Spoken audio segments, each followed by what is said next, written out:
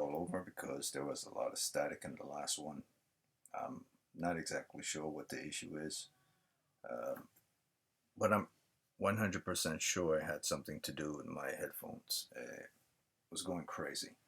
And I was trying to cut down the noise in the background. So that has nothing to do with this video. This video is the Warframe Legacy Lore, or Lore Legacy, or however you want to say it. And this is basically everything that has to do with Warframe Part 1. The Part 2 is about the here war going into the future war.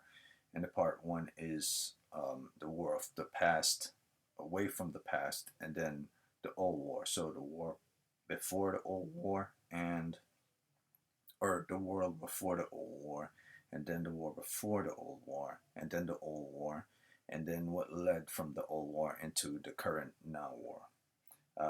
Might sound really complicated, but it really isn't. It's just me taking things from the point of view of how Warframe came into being, how it got built up, and where it is from, what concepts brought into existence for it to be what it is today, and where it's going for the next decade, and into the new type of frame rate or genre that it's trying to explore and go into right now. Not exactly Soulframe is a different IP, but if it's anything like their previous work before they made Warframe, I wouldn't be surprised. So without further ado, I'm getting into the Warframe Legacy Lore, and this Legacy Lore is going to be split into three parts, or described into three different trees. There's tree 1, tree 2, tree 3. And every time I get onto a certain part with regards to the lore, I will say what type of tree it is, or what tree is associated with, so that you know it's not 100% from the game. That is something related to fan fiction or theorized stuff, but it's also linked towards the core of the game. And if it's something related to reality, it's something that the company DE adapted from with relations towards real things, real mythology, and real circumstances in folklore of ancient times, and use that with regards to creating certain atmosphere, creating certain characters, and creating certain type of mood set for the games, and as well as the lore of the game as well. So those trees are going to be classified as fiction tree, which is the core of the game, the in-game lore, which is DE's fiction tree, or DE's lore, that's inside the game. And then the reality tree are things that are outside the universe of Warframe, but are linked to history that the company used within the game. They're not 100% things that the company taught up, so it's not part of the core end-game lore. And then there's the alternate reality tree, which is basically fan fiction stuff people theorized with relations to what they've seen that came from the other games, as well as other games related to Warframe, or just the story of Warframe itself that they saw in game that's related to other things that they found a connection to with regards to the game itself, such as certain type of diseases that you found in previous games, or a certain type of way the guns held they found in certain games, or the character names that are found in certain games.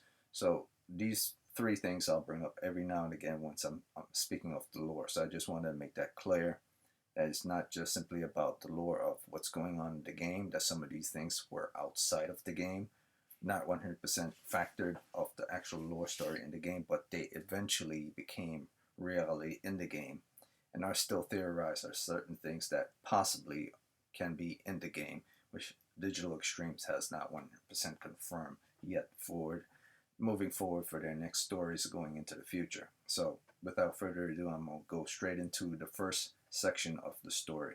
And the first section of the story has all three different trees located in them. So the core of the story, the in-game story, certain things linked towards history, and of course certain fan fiction things. And that's how this first section is starting out. So all three of these will be related to each other in some way or another inside the story. So without further delay, I'll get into the story itself. So the story, it all began in an office in Canada, with a group of very ambitious individuals. They wanted to, like, this is all three different trees all at the same time: reality, alternate reality, and core stuff for the game. So it began in an office in Canada with a group of very ambitious individuals. They wanted to explore the boundaries of their next project using what they learned from prior games such as Pyreha, this game that you see right here, which came out way before their next game, which was Unreal Tournament 2004. Now, Unreal Tournament 2004 gave them the push that they needed to come up with other ideas, and that's, I guess, after Pyreha and Unreal Tournament 2004, that's where Warframe originally started to come from. So it was way before 2013, actually even way before 2008, that the idea for Warframe was already in the mix. So what they did is they brought the idea of Warframe itself, or the idea of Space Ninja, or what they've learned from those previous Unreal Tournament 2004 and this game Pyreha, and they wanted to see if they could actually bring it to different type of companies.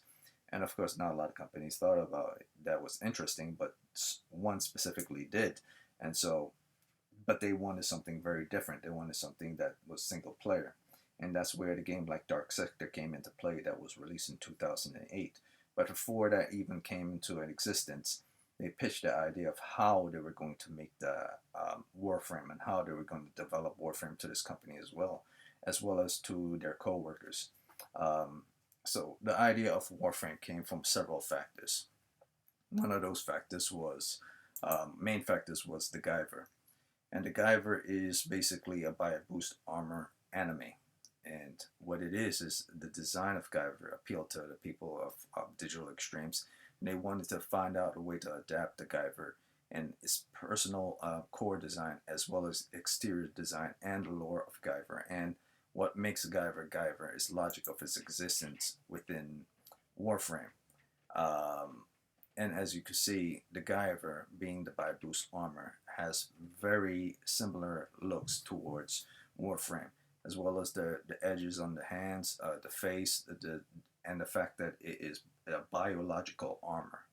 And that's something that's core part of Warframe, though every Warframe is not like completely metal. It's biological, hardened, tough, rigid, bulletproof armor. Like if you go shoot a grenade at it, it will probably damage the surface and surface of the armor and crack it a little, but it won't do anything towards the overall frame itself. In fact, it probably won't even crack it, because first you have to bypass the Warframe shield, then you have to damage the shell. And the shell could take a lot of bullets and a lot of grenades before it actually gets fully damaged to get past the surface. So they wanted to go with something associated with the Guyver, and as well as something that is associated with other things related to the Guyver. But the Guyver was the main inspiration for how the Warframe was going to look on the outside.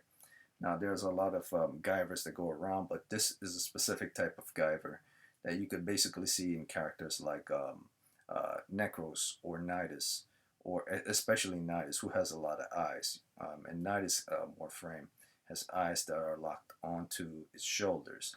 And so the idea of the Guyver was something that they had in place from a long time ago.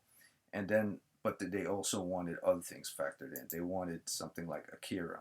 Akira was something that they went to and they thought it was, oh, this is great. This is something that's wonderful.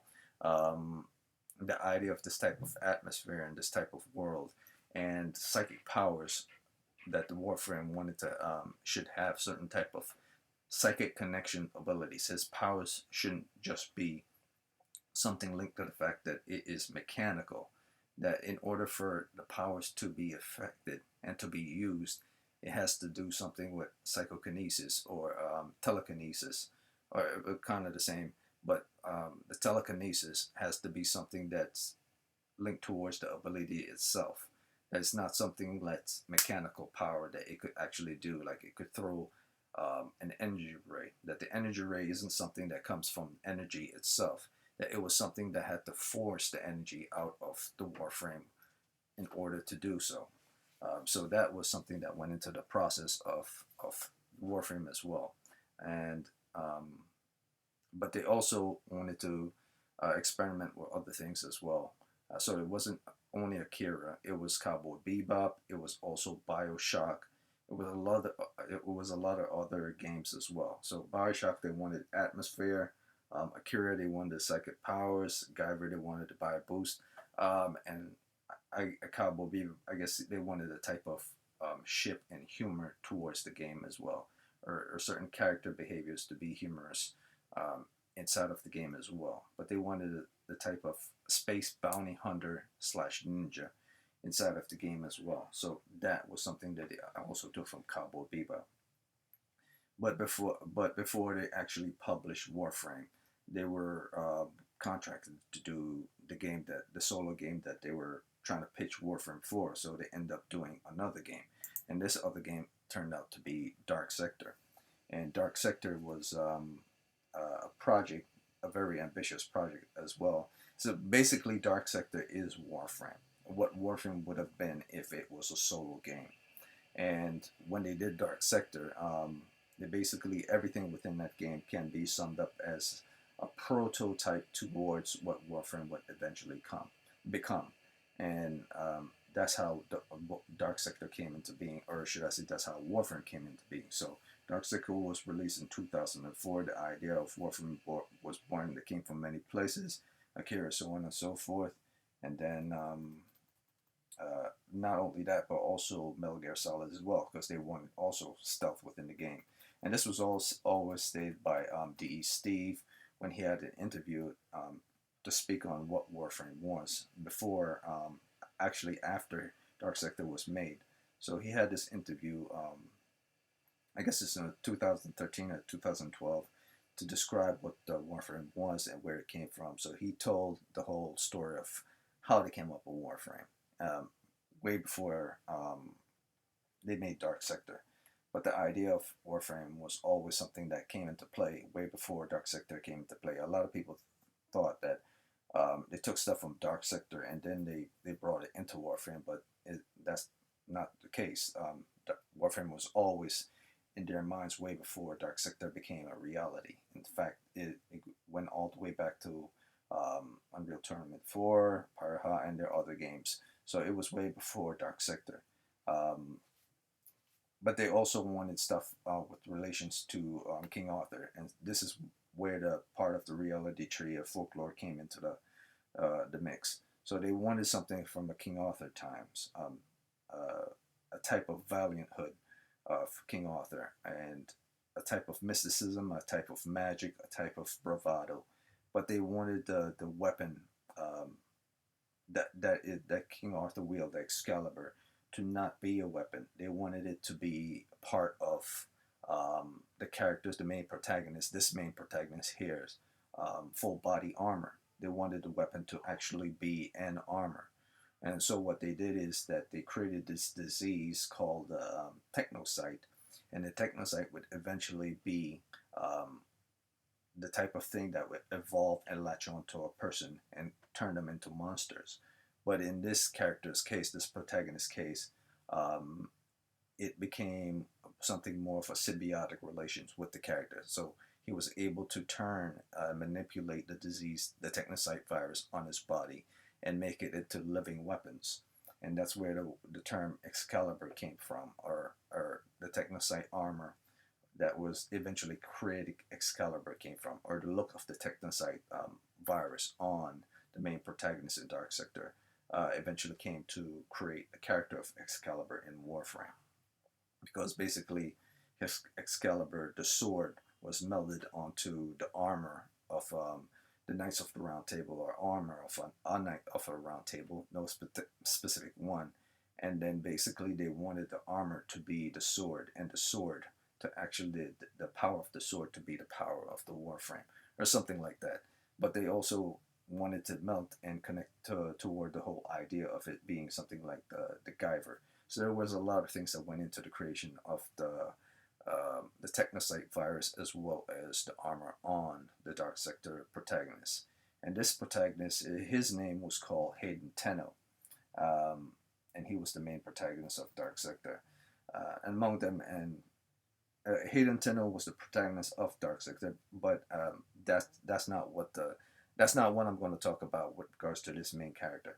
What I am going to talk about with regards to this main character is his last name, because Tenno was eventually taken from him and used as his last name for things in Warframe. But as fun fact, and here's a fun fact with regards to the main character, Hayden Tenno of the Darksector, he was voiced by none other than Michael Rosenbaum. And if anyone knows who Michael Rosenbaum is, um, Michael Rosenbaum is the actor who played Lex Luther in the television series Smallville.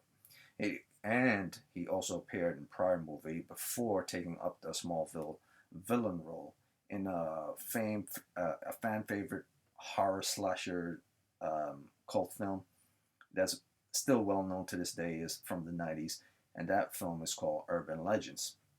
And that film also starred the girl that used to be the Noxzema girl from back in the days, who eventually became also very popular and started to do a lot of horrors as well. She was in the Scream 2, I believe, and many other horror movies to come. In fact, she's basically the urban legend. Like, they made different urban legend stories, urban legend movies that weren't good, but she, the Noxzema girl, I keep forgetting her name, um, is the serial killer of the urban legend slasher movies. So I believe she was the first female slasher that ever existed in slasher films. And usually they were always men, but I believe she was the first serial killer slasher, not just a slasher in a slasher. That she was the first serial killer slasher in a horror film.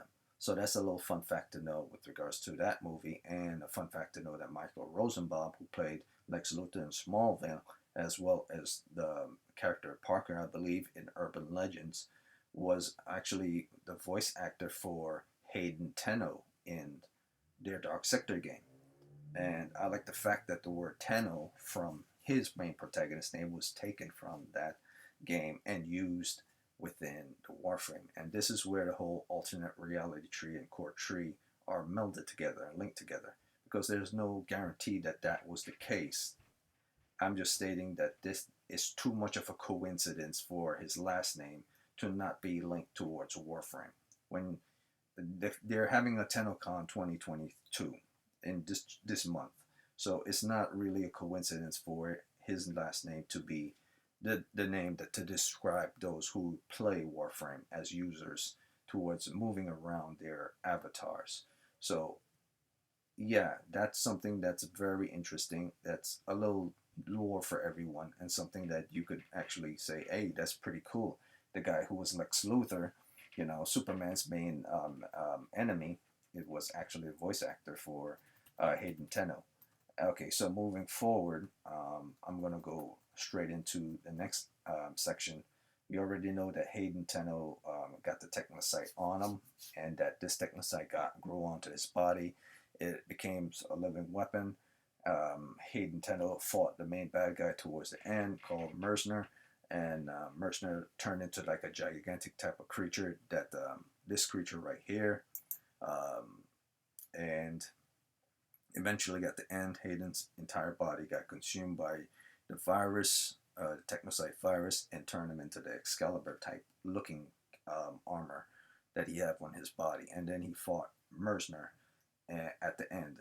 And Mercener was basically very much like an infested Jordis Golem or an infested Avantis. So that's why I say a lot of things with regards to that game is solely connected towards this game. And you could argue that the Technocyte is basically an evolved version of the actually disease that the Orokin later developed on a specific planet to use against the Sentients. And I'll get into that like sometime after. So now that I'm still on the core tree, the alternate reality tree, and reality tree, I'm still going with regards to that. DE then used the idea of the biomass Hayden and fleshed out his character. So this newborn child, as I call him, used the Excalibur on it, and was then adapted from that game and put within the idea for melding and creating the Excalibur of Warframe. So they were testing him on Talsys. They were testing the idea of the Excal for fighting certain enemies. These enemies eventually became known as Grineer. They were testing the bot that was Excal within sound stages, or 3D sound stages. They were testing him with regards to certain areas or certain model areas. They were testing him how he used firearms, how he interact with certain things, and eventually it became a beta, and you were able to play Warframe one day. So they moved from development very fast, and then eventually one day it became a beta. So um, then moving on from that, but before you start playing the game, we then, I'm not going to even talk about things related to Excalibur becoming Excalibur, or you taking charge of Excalibur. I'm gonna stay in the past for the story. So that was the development of the idea of Warframe and how it came into being. And so now moving from that, since I'm traveling through, or should I say, the story travels through time from Hayden Tenno's time. Now you could say, based on alternate tree, or alternate reality, if we were traveling from Hayden Tenno's time, we would end up into where we are right now, the origin system, the future of Warframe. But there's no guarantee that that's the case. So I'm just going to leave that one right where it is and say, yes, it's a possibility that the future of Hayden Tenno's past is the one that we're living in now. But that hasn't been 100% confirmed. So I'm going to keep that as fan fiction stuff for right now. As core stuff, the core tree that I'm in right now, I would say that the future of the origin system that I'm focusing on right now is an expansion of the life beyond our solar system. Now, when I meant beyond our solar system, I don't mean that they went way beyond our solar system. I'm speaking of the expansion of life beyond our knowledge of what we know about the solar system and how it's balanced with regards to space, time, and reality.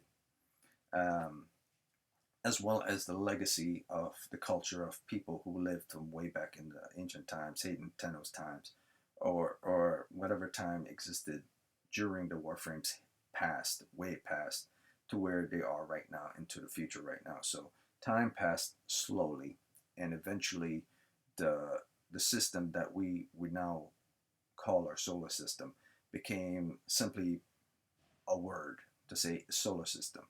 Um, you could say it was sometime during the past empires such as Orokin and Corpus.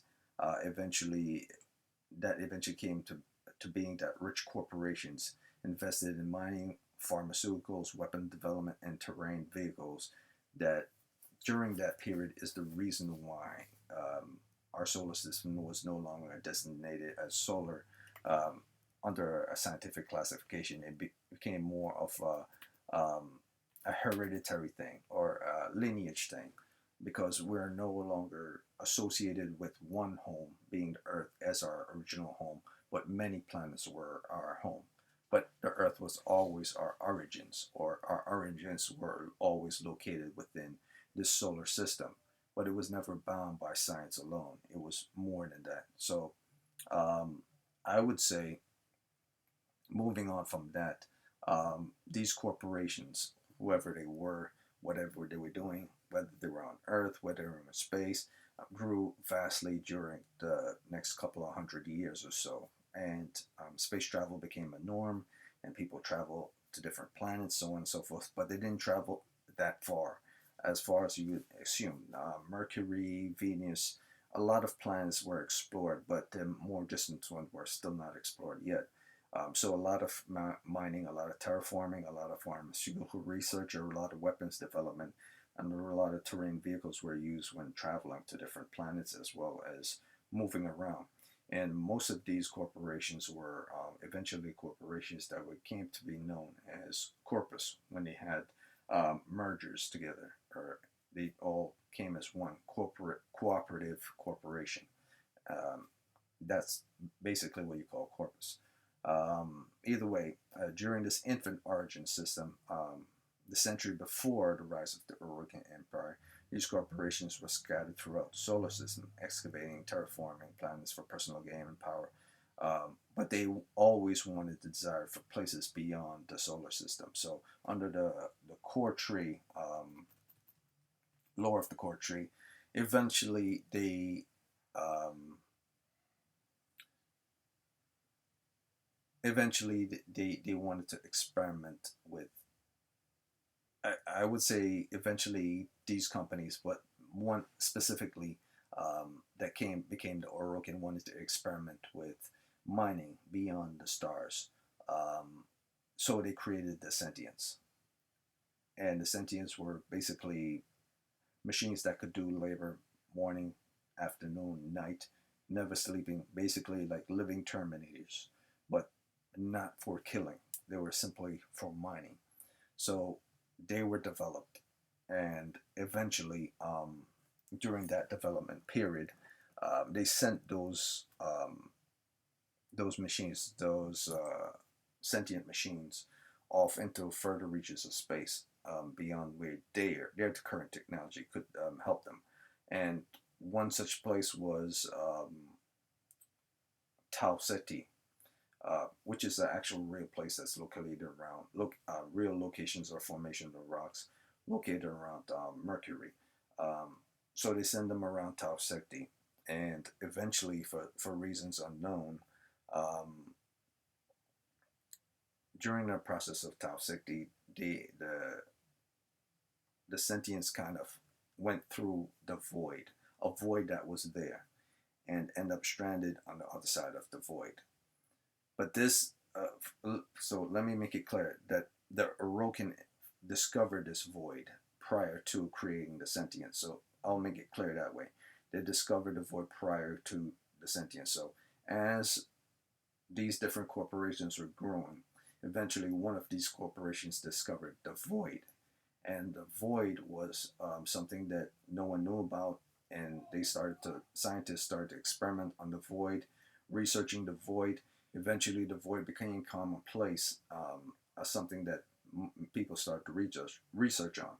One specific individuals were the Entrada family, and what the Entrada family did, they basically, I guess you could say they send in drones, or they had certain theories with regards to the void and what the void meant. So they used void energy on other resources and came up with new types of equipment, or new types of idea for creating certain type of equipment. And this eventually became valuable to the company, to the corporation that they were linked to, that would eventually become known as the Orokin Empire, or as the Orokin before they became the Empire. So these resources, or the void itself, helped them to get to where they are now, beyond the other companies that were in the universe at the time. So Entrada family, Albus Entrada being one of these people, grew up from a very young age before he started to do experimenting on the void, and he learned about prior wars before he started to become a researcher. So he was told as a boy that there was something called the Radiation War. And the Radiation War, which was prior to any wars that he's ever experienced, or any war that he ever had in his life, was something of the past. Now you could say this Radiation War was an event that happened that led humanity from Earth into space, or it was something that happened on Earth that eventually became devastating, and is the reason why people aren't on Earth as much anymore before colonization started happening on Earth. Regardless, the Radiation War was before the Orokin Empire, before the Old War. And eventually this Radiation War was due to greed of certain companies, certain organizations, the need for new researches based on research project, or research minerals, and research and development of certain things from other corporations due to space travel. So companies were fighting over each other for to being the most superior in space at the time. Eventually, it became a radiation war thing, either on Earth or in space. Not too much is known about that. But eventually, what came to happen is the Entrada family expanded into space, and those who survived from the Entrada family of the radiation war ended up on Deimos, a moon formation that's around Senda or someplace. I don't remember. But what happened is they end up on Deimos, and they stayed there for quite some time, and they did more research within the Void. And this was all pre Orokin Empire, before they became an empire. But their research of the Void helped to make the Orokin Empire where they are now. So Albrecht and Tradi wanted to make sure that something like the Radiation War would not happen again. Um, so yeah, so Michael Rosenbaum, he was on Smallville, blah blah blah. This I'm not gonna I'm not gonna jump all over the place with regards to this, but I gotta make sure I stay on track with regards to this. So that and this is the guy. His name, that's Albert Entrada, and if I'm not mistaken, yeah, this is Albert Entrada. So this is the guy that did all the research when he was with the scientists on Deimos, and he came across something very interesting with regards to the Void, but he didn't want to share it with his colleagues. Some of his colleagues thought he was a nutball and stuff. Eventually, he didn't want something like the Radiation War to happen again. Um, so he started to do even deeper research into the Void, and eventually, the Orokin, the higher ups within the Orokin, started to get upset. Now, I'm not 100% sure if during this time period that the seven council members of the Orokin Empire existed yet. So the Orokin rulers of the Orokin Empire might not have existed prior to them being an empire. It, what I'm saying is the seven rulers of the empire probably happened after Albrecht entered the Void. So for right now, I'll just leave the Orokin as simply a great corporation before they became an empire. So what Albrecht did, Albrecht went inside of the Void after the Orokin higher ups, or before they were even called Orokin, decided to almost give up on anything that he was doing with regards to the Void. So he decided to take a leap of faith. And this leap of faith is what paid off in the end. And probably what, and is, I shouldn't say probably, I should say is what made the Orokin Empire what it is today. So I'm going to move on from there because everything centers around Albrecht when it comes to the future of the Orokin. And at the same time, while everything Albrecht is doing, the Sentients are still stuck inside of the Void.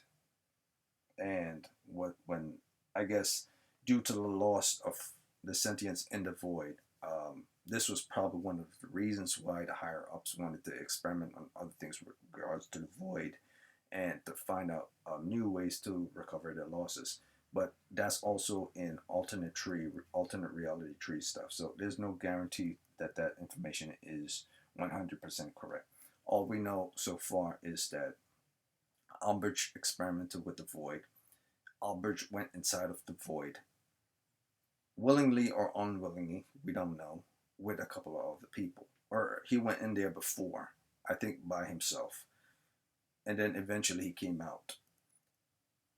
And then the Sentients were in the Tau system, which is an alternate reality of Tau Secti.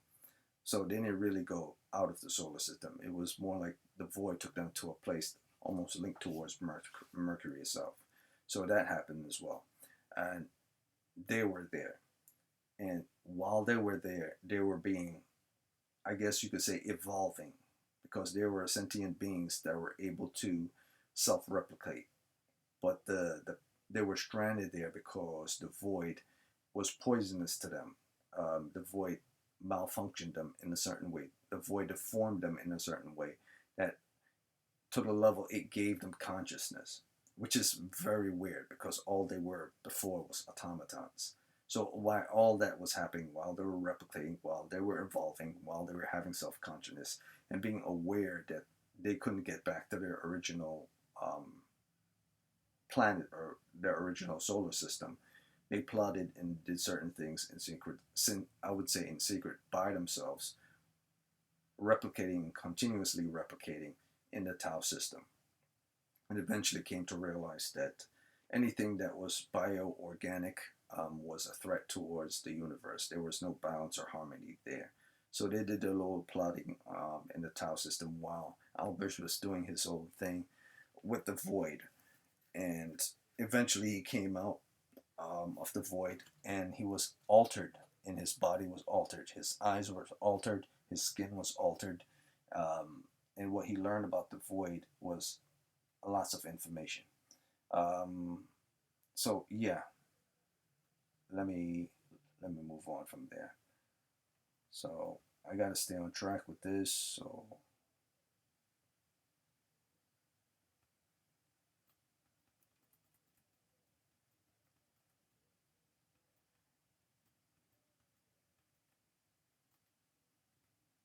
okay, all right. Albert Entrada was extremely affected by this madness. Okay, so Albert Entrada was not affected by this madness, but he was affected nonetheless. His body was affected, his mind was affected, but his intelligence was advanced, even greater than it was. So he was probably the turning point for which the Orokin eventually became known as his empire. And it's a fun fact. Here's another fun fact with regards to Albert Entrada. He is the father of um, Gumaitru Entrada. And Gumaitru Entrada is known as Mother on Deimos. So if you ever get to the section within the game where you have to do a quest called the Heart of Deimos, and this is a quest within Warframe, you eventually land on Deimos and you meet someone called Mother. And Mother is the person that gives bounties toward doing certain tasks. And Mother is the daughter of Albert Entrada. And why that is important is because he basically was the founding father of all Void research with regards to weapons, so on, and a lot of other stuff. Him and a couple of other scientists, but it was mostly his obsession with the Void that brought them to where they are, as well as the reason why the Infested became what they are on Deimos, as well as other things as well. So, Albert not being affected by this madness spoke of things related to the past, probably things related to the Radiation War. And eventually, the Orokin Empire thought it was talking a lot of gibberish and stuff.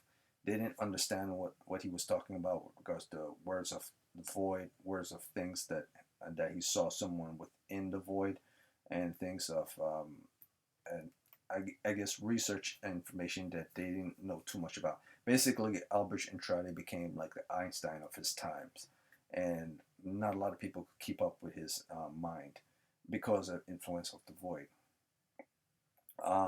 Let's see. They knew who my experiences stay black. If no, the knowledge that they have created an empire known as eventually became known as Roken. Oh, so time passed, and eventually, what Aldrich did helped to create what is known now as the Orokin Empire. I mean, he didn't actually make it, but they took everything that he did and used it for military means, used it for research means, used it for agricultural means, used it for even in their clothing, and eventually the whole Orokin Empire thing came into be something that they used. It became something that the research of the void and void influence on objects and certain things were gave it a certain type of radiance and elegance. And the type of color they used to represent this radiance and elegance came to be represented by gold. Now, I'm not 100% sure if the void was the reason why they decided to choose that color, or that they always thought of themselves great in that sense before they became the Orokin Empire and used gold. But it was due to the fact that they did those research with regards to the void and creating things with regards to the void that the color came into being, that they chose this. If we're going to have ourselves and become an empire, we need to have a certain type of color that represents what we are, and they chose gold, the golden age of the Orokin, and that became the Orokin Empire. Now, the Orokin did not, once they discovered the void, they did not stop with that. They eventually started to build towers around the void, and these towers were different locations that they would go to every now and again to do void research. So these towers became representations of their research, representation of where they house certain things, representation of where they store certain things, and secrets that they didn't want anyone to violate or get in touch with, because the void was something that was considered dangerous at that time, that not a lot of people wanted to mess with it unless those who were about to risk going into the void and being affected by the void, because the void was known for giving people madness or to poisoning them and killing them. So it was smart of the Orokin to create towers to house their own secrets, to house their own artillery, to house their own, um, I guess, their personal belongings and certain things, rare things. And these towers were split into certain different sections: Tower 1, Tower 2, Tower 3, Tower 4. And these four different towers were all developed around the different voids that were located within the major void of the void, um, located around Mercury. And what happened is, with regards to that, in order to access those voids, you would need to have certain keys in order to access those specific type of voids based on concentration level of those voids. And those specific keys were designed specifically for entering those concentrated voids. So you have Tower 1 key, Tower 2 key, Tower 3 key, Tower 4 key. And those keys were developed by the Orokin as well. I'm not sure if it was developed by Albert Entrada, but it was something that the Orokin Empire developed in order to access those towers, because only they could be able to access those towers. And those keys were called Yanis keys. And Yanis keys were things used to traverse and open doors to access to the void from wherever you were. So you don't have to be anywhere near the void. But if you were able to trigger a Yanis key, the key could open like a portal for you to get towards a void located area. But it will only take you to that void type that the Yanis key is connected to. So that if it was a Tower 1 key, you will only go to a Tower 1. And that was that. So moving on from there, moving on from void exposure and setting up of shops, eventually the Orokin created sentries, guardians to protect their secrets, to protect their personal properties from assassins and, I guess you could say, other corporations, including those of the corpus that they suspected would eventually one day become their enemy, before they became the corpus, to harness those secrets and use them for their own. So they set up sentries. These sentries were gigantic, I guess you could say, organic slash mechanical automatons, almost similar to Warframes, but weren't. And their sole duty was to guard anyone from getting in and taking any series, any secrets out. So these automatons came to be known as corrupted soldiers, or the corrupted. That was their name, the corrupted, and they're called corrupted because they're corrupted by the void waves, void energy, because they are inside of the void. That's why they're called corrupted. Anything that has the word corrupted attached to them are corruption due to void. So if you're fighting a corrupted enemy, it's because that they were influenced by void energy.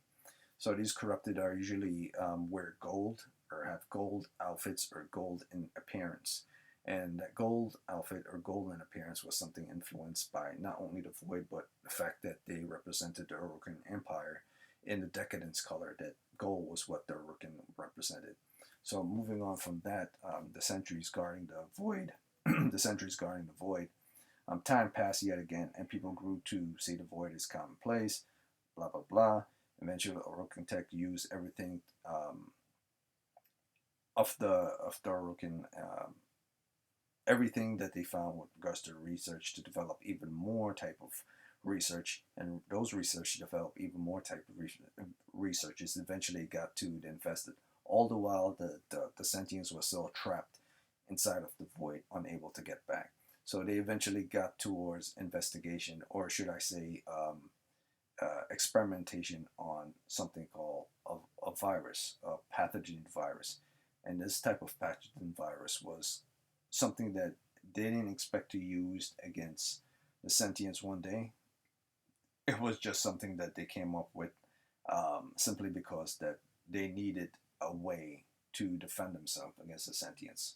So, but it wasn't something that they needed to get to early. It was just something that they found on the planet, they harvested on the planet, and it was floating around, I guess. It was amongst many things. It was probably something that infected a lot of life on the planet.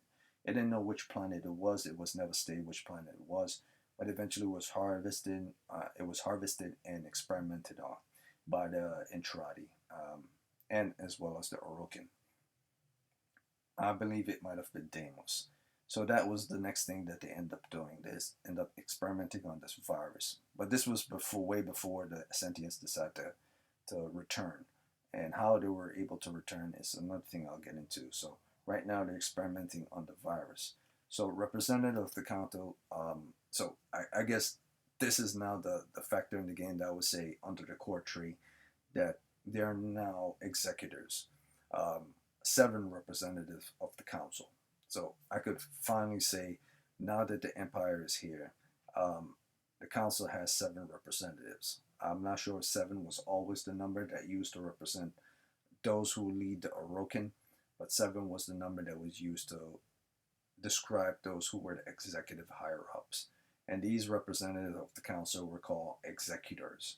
I guess you could say they were kind of like executioners, but at the same time they were executive members. It was like executors, but not executors, more like commanders. They command executions. So they were called executives, but at the same time they were executive higher ups. So these executors were the top members of the Orokin Empire, and they resembled and represented everything that was Orokin and the law that was Orokin, and they were responsible for all decisions and actions and experimentation within the Warframe moving forward. So these executors eventually accepted merchant guilds as contractors to them. These various different corporations that weren't able to flourish as much as they did due to void research.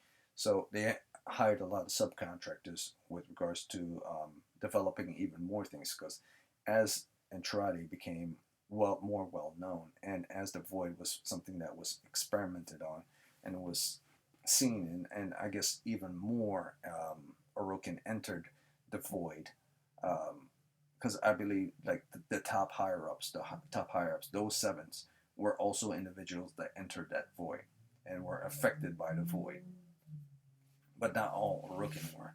Most of the Orokins weren't affected by the void, but a lot of them were.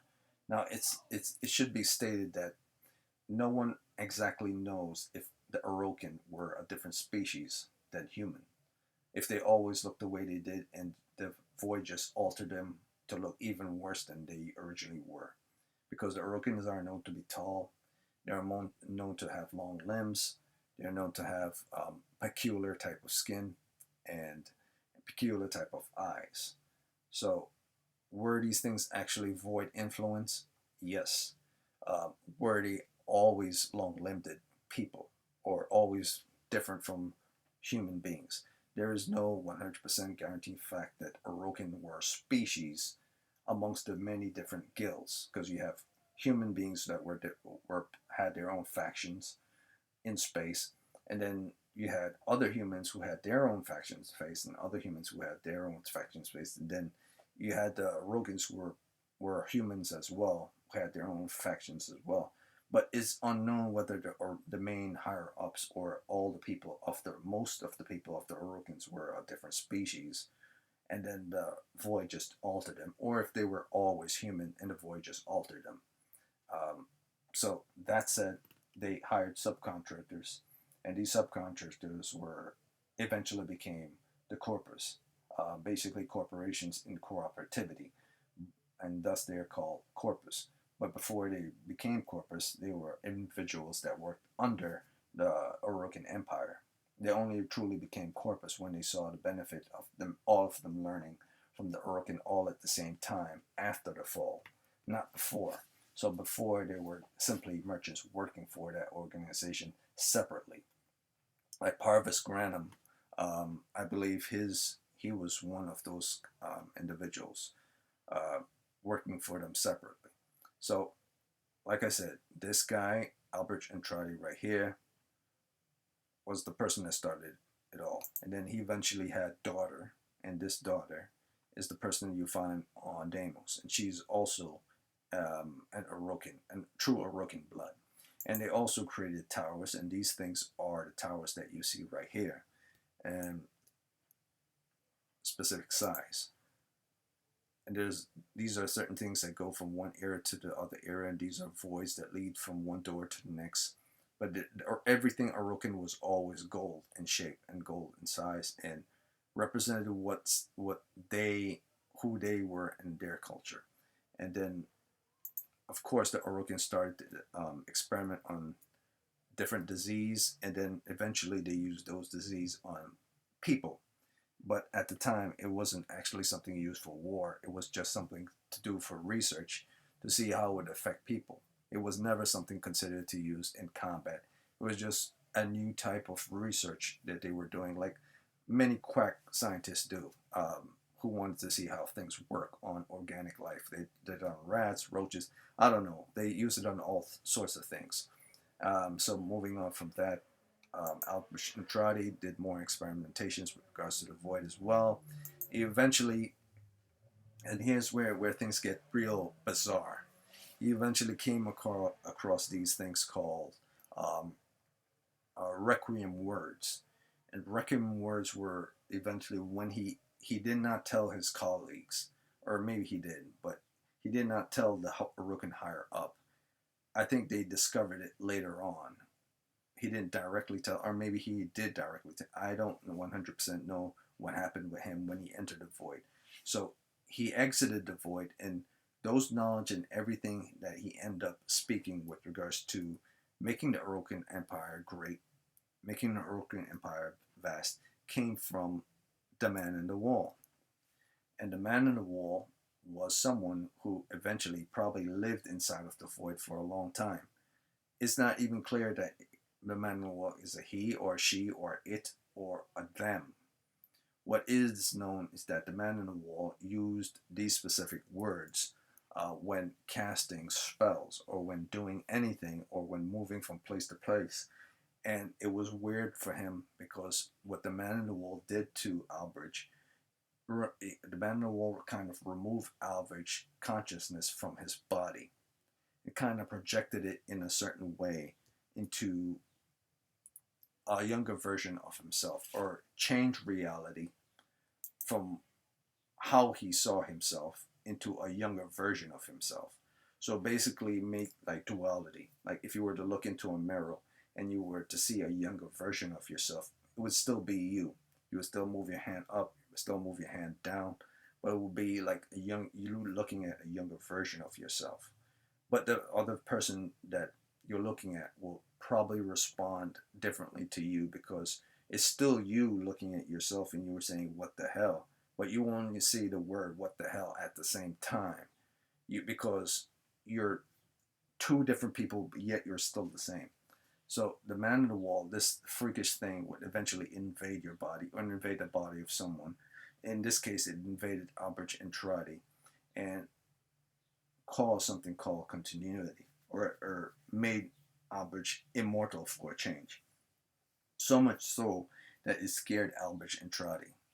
And Albert ran back through the void and came back into the reality of his time on Deimos, or wherever he was at the time. I believe he was on Deimos. And he spoke to his colleagues about his travels, about everything he's learned, and then he used these requiem words to devise certain secrets and devise how to make certain things, or how to create certain weapons, how to solve certain problems. Basically, these words were used for everything with regards to the creation of most and almost everything that was Orokin related. And these things all came from the Man in the Wall. But with regards to them being part of the Man in the Wall, they weren't actually words that float around the Man in the Wall. They were words that Albert remember hearing, but they were more encoded form, physically encoded form around the Man in the Wall. So even though he heard the words, they were also coded things, like coded numbers, coded words, and then what Albert is, he fashioned those words, fashioned those codes into the words that were being said, or fashioned those codes into the words. And these became known as Requiem. And then Requiem, eventually he housed those words into relics, relics that he created, or relics that Orokin created, and they stored them in there. And so when you're eventually you play Warframe, you learn that something there's something called Requiem relics, and you could farm Requiem relics, and you could find Requiem relics. And Requiem relics are related to Kuvas. So this is where I'm going to get into even more detail with regards to the um, Albrecht Entrada and Abandoned Wall. So apparently, Kuva was something Albrecht Entrada came up with, or at least the Entrada scientists, or most Entrada scientists came up with. And the Kuva was basically um, centered around Requiem, or elements, biological elements, but had the Requiem words in them. So anyone like these red type of bioorganic compounds weren't simply bioorganic compounds. They were actually things that were influenced by the void and influenced by the Requiem words. So if you were to use one of these things that the Orokin created called Kuva, that was formed through the Requiem words and the Requiem word, formed through the Requiem words and void as well. So it's not just something that was manufactured. It was three things. It was the word, it was the void energy, and it was the actually compounds that were used, the red compounds. You would get to, you will be able to do continuity, kind of like what the Man in the Wall did to Albrecht Entrada. Remove your body from yourself and be able to place yourself into something else. But what the Man in the Wall did was something far more complicated than that. Albrecht was only able to do like a short version, like a 25% version of what the Man in the Wall fully did. So these things were called Kuva that he and the Entrada created, or should I say the entire Orokin ended up backing, and eventually they created the Orokin Empire created. And so that's where Kuva came from. Eventually you learn Kuva as you play later on into the game, and a lot more quests with regards to the war within, which first influenced Kuva. So that's the quest located. That's the quest designated towards Kuva first, where you first learn of the word Kuva from that quest called the War Within. And you learn that Kuva was something that was originally created by Orokin, but you also later on learn, as I'm saying before, that Kuva is associated with the Void, Kuva is associated with the Man in the Wall, and Kuva is associated with Requiem relics, as well as the Requiem word that the Man in the Wall used. Now, we're uncertain what the Requiem words specifically are. All we know is that these are just coded words that are used in order to accomplish certain things inside of the void. For all we know, it could be hoodoo or a certain type of powers that the Man in the Wall used. That is a spiritual form of moving things around in time. Who knows? But it's part of what is called eternalism, presentism, and futurism. Maybe he could move both things, both present, both things in the future, and both things that had to do with being immortal all at the same time. But who knows? But Requiem in and of itself, not the relics, the Requiem words themselves are associated with immortality or semi-immortality in some cases, but not 100%. Certain Requiem has nothing to do with immortality. So moving on from that,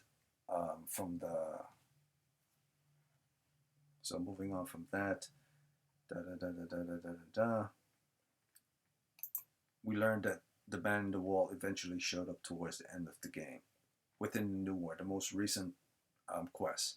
Now, I'm not going to speak on the Man in the Wall because he's kind of a freaky character. But what I will say with regards to this, before I get more deep into the story of the past, because the Man in the Wall is from the past, way before the Orokin Empire, probably, or way before even Radiation War. Probably lived in the void forever. I don't know. What I do know is that he has a very, very similar face. Once he turned from in New War, he was this gigantic statue right here with many hands. And then his face, when you zoom into his face at the end of that little cutscene in that New War, his face is very similar to the statue that you find within the Zimmerman 10-0 ship. Also part of the New War quest when you later on playing Warframe. if you get to that quest. So many people have saying this is Executor Tuval, but it's strange that the thing right in front of his face looked like the thing that's represented here. It's just been removed from in front of his face. So I could be wrong, and this could be another uh, elegant version of Executor Tuval, and the Man in the Wall is not Executor Tuval. The Man in the Wall is someone completely different, or it could very much be Executor Tuval, or it could be another Executor that was trapped within the void or cast off within the void. Because as we know right now, there were 7 different Executors. There was Ballas, who I'll speak on later. There was Nahil, this guy right here. Then there was then there's Tuval, this guy here.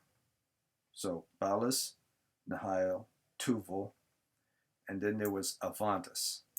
Now Avantis is one you don't know too much about because not a lot of people don't speak on him.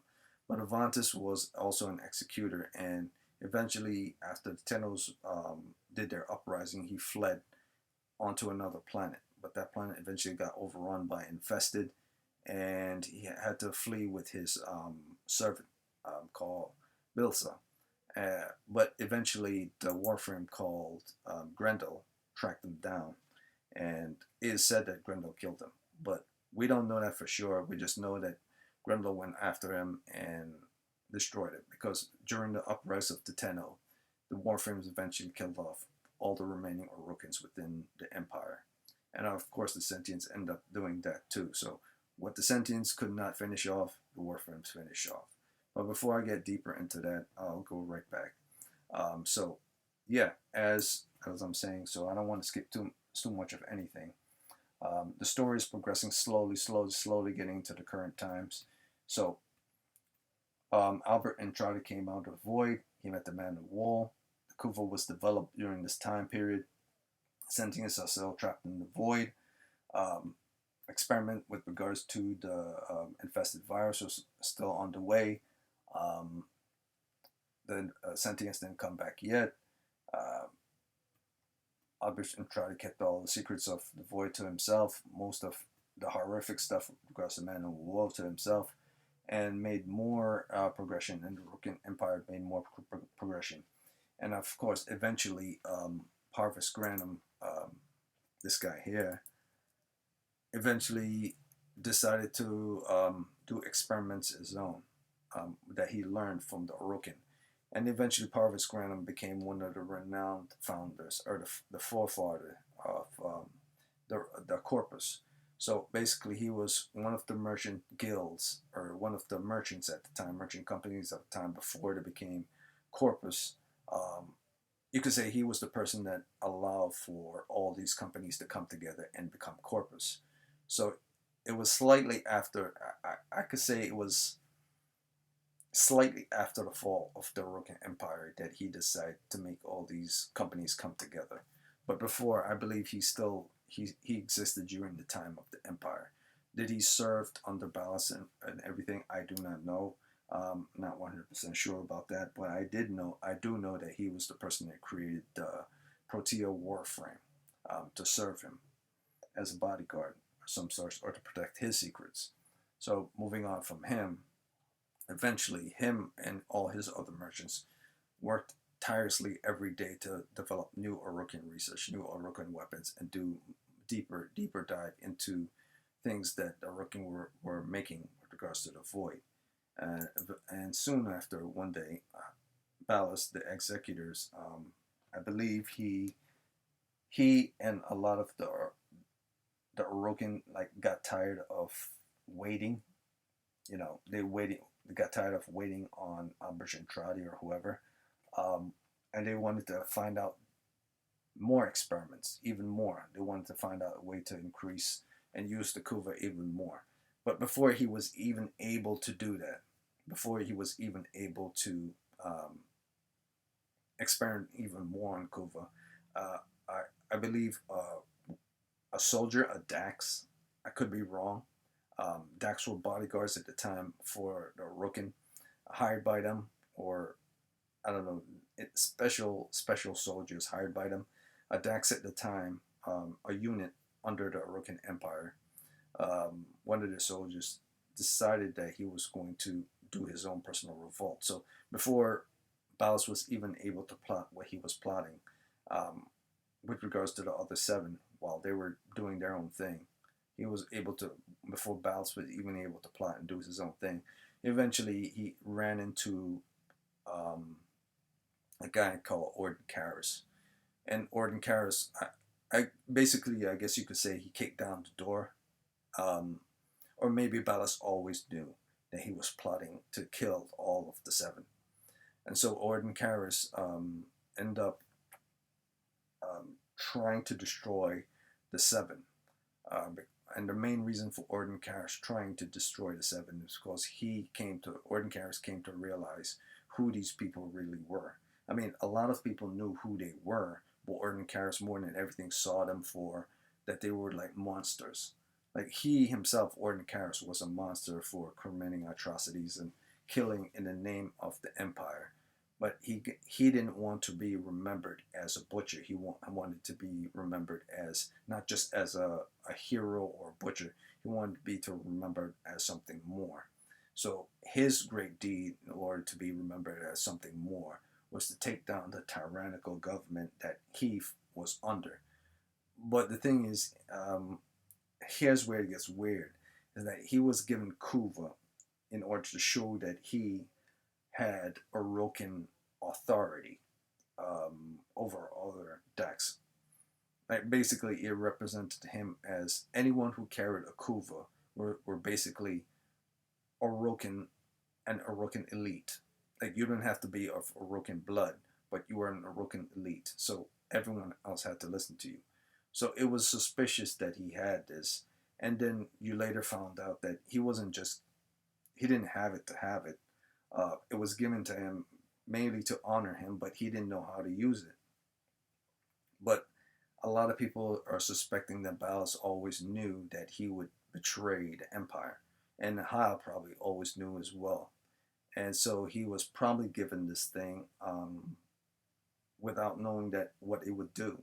Now the only people that knew what it would do was Albert Entrada, Ballas, the other seven, and probably all the other Entrada as well. So I would say that Orden Karras had no contacts with this Kuva or having a Kuva before having any idea what Kuva would do. So I I guess you could say Orden Karras was the first victim of continuity. And when I mean victim continuity, his soul came out of his body and could not find a host to get into in order to kill someone. So in his mind, he saw himself killing the Orokin. But it wasn't him killing the Orokin, it was just his spirit trying to kill the Orokin. But the thing is, the problem with him being a spirit is that you're a spirit. You can't physically kill something if you're a spirit. So he didn't know how to use continuity, and he didn't know that continuity means that you had to have the law of equivalent exchange, that you had to be in someone else's body in order to commit the act of rebellion that he was planning to do. So eventually he got caught. Ballas called him a big old fool, and Nihil turned him into what would become known as Ordis, the cephalon on your ship. So when you first boot into Warframe, first start Warframe, you eventually end up on a ship, and your main program or your main functioning, uh, your Siri, to be honest with you, or your in Halo, your Cortana, end up being Ordis. But no one knew when they first played Warframe that Ordis was once a person. And no one knew that the Orokin had the power to turn physical flesh and form into like programs, like glass programs. because what it is it's called classification, and classification is something that Nihal came up with, the Orokin, the executor Nihal came up with, and classification was always his thing. He was fascinated with glass, and so that was his main thing, and he was the one that actually um, destroyed Orden Karras. So this guy right here, and it should be stated, and it should be stated that this is the shape of Ordis, the object that's within your ship. But it also should be stated that it's incredibly amusing that eventually um, Nihal, who created the glass classification of people, turning them into um, living sentient AIs, end up falling into the same trap himself and got trapped, and once feared as the glassmaker, was imprisoned internally as well as for all eternity in a tiny bubble, in this tiny little thing right here that represented who he is. Eventually, you come to play his quest in the game and discover that he managed to survive the assassination of all the higher ups and the destruction of the Orokin. So, in all truth, there are only two Orokins that managed to survive past the old war into now. That was Ballas and that was Nihal. Everyone else is presumed to be dead, or all the Orokins are considered dead, and only two survived. So it was kind of amusing that this guy got turned into glass, or got forced into glass, imprisoned in glass for all eternity, as something that he did. So the next executor in this also Tuval already spoke on all of them, and already spoke that Grenville chased down the remaining executors and killed them. But here's the thing: before any of that happens, I'm going to continue on the core tree, and the core tree is for continuing in the story of Warframe from what Orden Karras tried to do, and before Ballas got to his little plot, interrupted by Orden Karras, that he was doing on the side after the loss of the Sentients, before he was able to get to his own personal plot and his own devices behind the back of the Seven. The Sentients invaded. So not only did he have to deal with taking care of Orden Karras, but before Ballas was able to get to his own plots and his own little secrets that he was up to, the Sentients invade. And this is the first time that the Sentients would become a problem for the Orokin Empire. How they were able to return, I still don't know. All I knew that they managed, I guess, they managed to figure out a way to bypass the void and not be infected by the void anymore. And that was done by their leader, who eventually became their sentient leader. Hunhao is a giant-sized sentient robot, or sentient being, or it's a giant-sized machine, what I'm trying to say. But how Hunhao came into being, how he ended up born or existing, was probably something that the sentients, the terraforming machines that you see here in this picture, end up creating themselves. They wanted someone who was able to, a brain or a mother or a father figure, or even a major mind controller of them all, to figure out, to solve the solution of them getting out of the void. And Hunchao eventually became the huge brain for the sentients, and also became like their leader, their father figure, and everything else. Basically, the emperor of the sentients.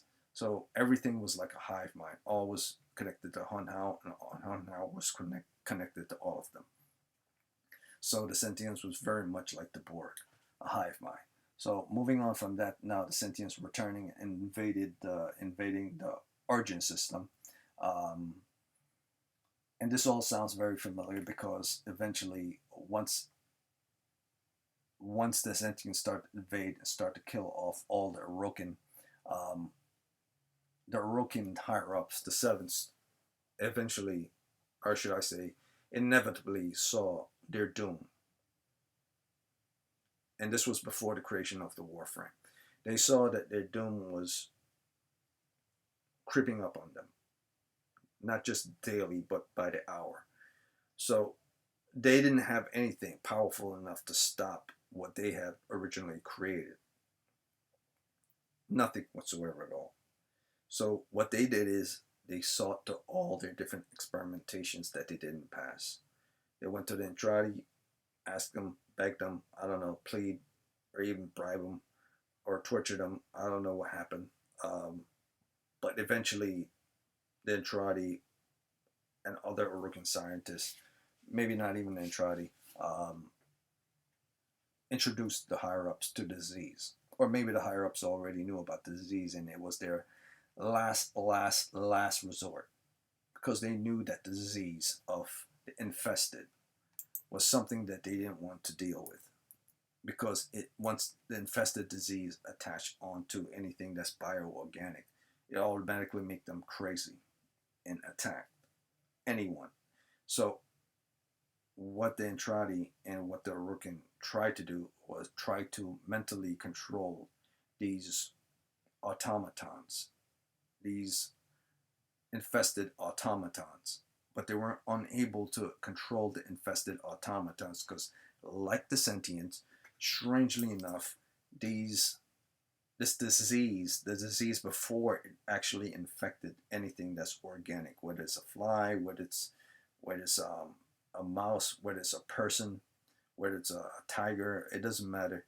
The disease itself has its own self-awareness.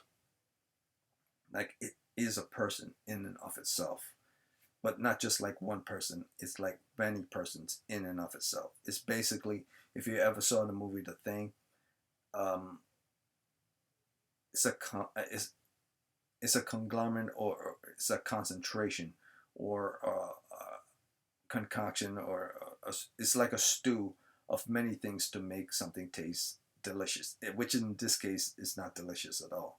Like, it's having a stew of many things that you're making, and you're twirling around in a pot, and you're brewing and you're cooking up, but you need all those ingredients in order to make that perfect stew. But in this case, the stew is actually something that's revolting, and doesn't taste good. But it required all those ingredients for it to exist.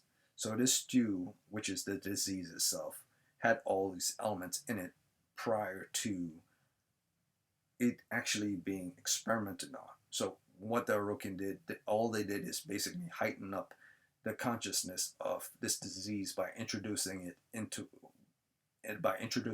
the void, and introducing it to other bioorganic compounds that they were experimenting on. So they were just making this disease even more self-aware. And when it attached onto a person, it made the person or the rat or the mouse or the beast or whatever go crazy and attack anyone, because it's like many people trying to make a decisions all at the same time, but the one thing that they could decide that's logical to them is that they are all one and one is all the same. And if you're not them, you're alien to them, and you must be part of them. You must be part of the family. So you're forced into this family grotesquely, because once you're infected, you're forced infected or you're consumed. So they're very much like the Sentients. So the Urukan thought that, oh, that's a good idea, because the Sentients are kind of like the same, they're hive, but they're not. They cannot. The infested cannot be influenced by them because they're not mechanical. So the infested were eventually sent off to fight the Sentients. Though the infested fought the Sentients, and sometimes they won, many times they lost, the Sentients eventually mowed them down. They were no match for the Sentients. They had hard skin, they were tough, their bodies were vulnerable towards bullets, or they took a lot of bullets, they took a lot of damage, or they took a lot of laser blasts, or whatever the Sentients were doing. But eventually they got killed off. They were relentless in their attacks, so to speak, and they did a lot of damage to the Sentients, but they couldn't stand a chance against the Sentients, because the Sentients were fully mental. There was nothing bioorganic about them. As tough as the infested were, they were eventually mowed down. So seeing this failure, the Urukan Empire said, well, kind of screw up again. Let's try it again. So how they were able to try it again, as the Sentients were creeping even further and further and further closer to them, closer to the various different empires, destroying the various different colonies, destroying the various different planets that had the Orokins on them, families, kids. It doesn't really matter. If you were bioorganic, you were dead. And if you didn't fall to the Sentients, you fell to the Infested, because the Infested that did survive those battles against the Sentients eventually were not fully dead. Whatever remained of them that got splattered into space, um, for reasons I don't know. I guess they could survive in deep space as well. Latch themselves onto certain colony planets, latch themselves onto certain ships, and those ships became derelict ships. I wouldn't say derelict, it became infested ships. And eventually, as time passed into the Mormon era, they were derelicts. But yeah, that's how the infested came to multiply. Um, the ones that lost in that battle weren't fully dead. They just multiplied in different areas while the sentients were while the Orokins were busy fighting the sentients and sentients were busy fighting the Orokins. The infested were just multiplying that survived those combats in different areas. As the sentients were pushing forward, they weren't screwing around with the infested. They didn't give a damn about the infested. They knew the infested could stop them, so they didn't pay attention to that this enemy would eventually multiply on its own. But they didn't fear that the enemy will multiply on its own because they were stronger than the enemy. The only people that should fear that were Orokin.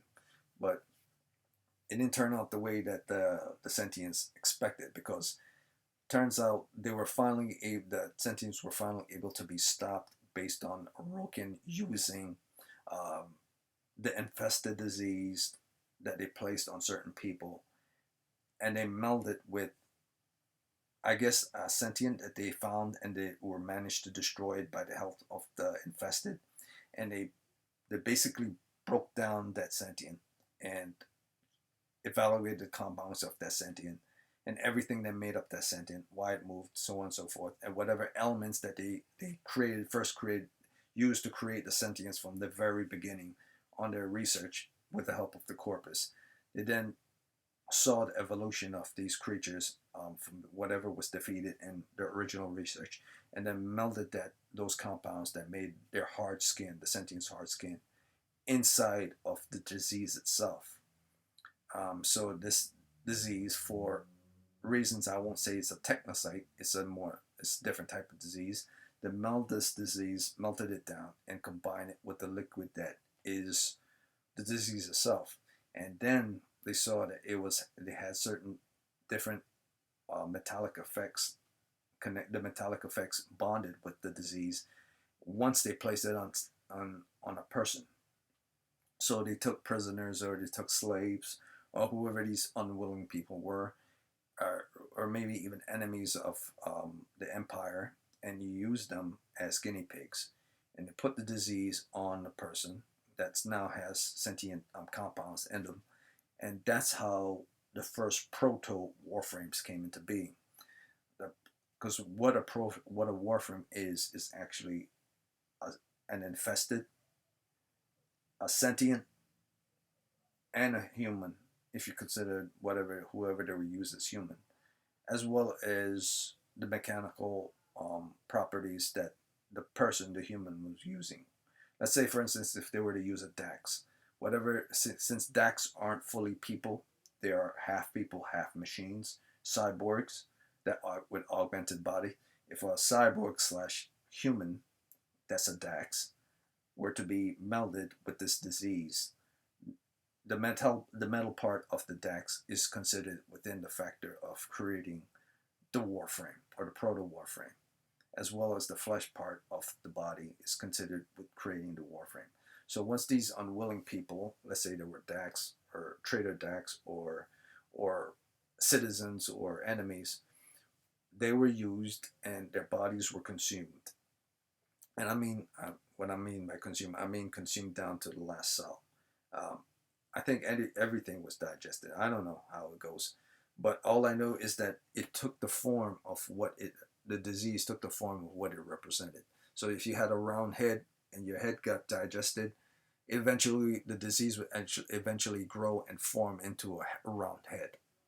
And like say if your fingers got digested, the disease would eventually form and create a finger, based on what it symbolized and represented. Because remember, the disease was influenced by the void, and the creation of the sentients were influenced by void research. Everything Arokin was influenced by void. So the idea of replication, of the duplication, replication, and continuity was something that was always present in everything the Arokin did as part of their research. If that's 100% correct or wrong, I do not know, but the disease formed on top of these people. And because the people that were infected by this, whether they were Dax, like this Dax here, or whether they were just individual people like those that you see here that were infected, um, were now influenced by also the sentient compounds that were also inside the disease. Their bodies eventually formed onto and became what our Warframes right here. So they didn't look like deformed amalgamations or deformed atrocities like you see in these creatures right here. Because they had sentient elements or sentient compounds, they look more sleek. Like the sentients here look sleek. They don't look like their bodies are all over the place like the infested. It was a combination of sleek appearance, sleek metallic appearance, with rough and rigid metallic appearance. And the rough and rigid and the sleek came the flesh that you see here, the sleek flesh that is the sentience, but the bizarre undertones underneath the neck and around the head, and even the formation of the body was that of the infested. So you had something that was both mechanical as well as something bioorganic all at the same time. So that's where the whole Guyver theme came into play. Bioorganic and mechanical all at the same time. So that's what happened. That's how the proto warframes came into being. Now these proto warframes weren't actually called warframes; they were called bioorganic um, automatons or combatants, bioorganic combatants. And these bioorganic combatants were used to fight the sentients. They were the first form of units to fight the sentients.